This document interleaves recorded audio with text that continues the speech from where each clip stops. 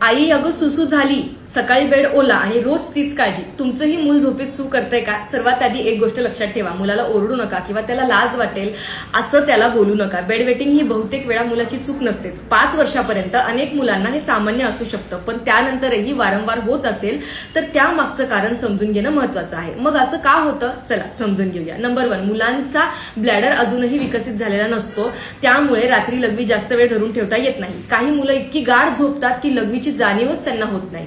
काही मुलांमध्ये एडीएच नावाचा हॉर्मोन कमी तयार होतो, त्यामुळे रात्री जास्त लघवी तयार होते.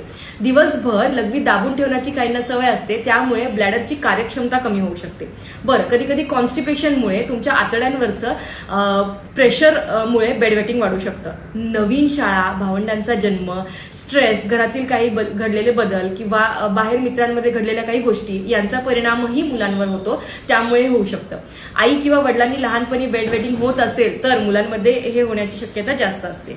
जर मुलाला खूप तहान लागते, वारंवार लघवी होते किंवा वजनही कमी होत असेल तर डायबिटीज सारखी कारणंही तपासणं गरजेचं आहे.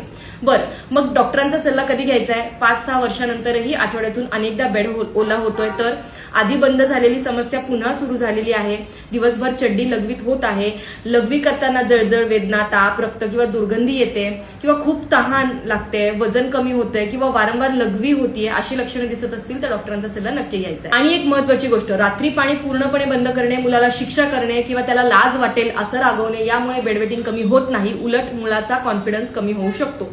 बेडवेटिंग कमी करण्यासाठी घरी आपण काय करू शकता त्यासाठी खालील कॅप्शन नक्की वाचायचंय आणि हा व्हिडिओ शेअर करायचा आहे प्रत्येक पालकापर्यंत.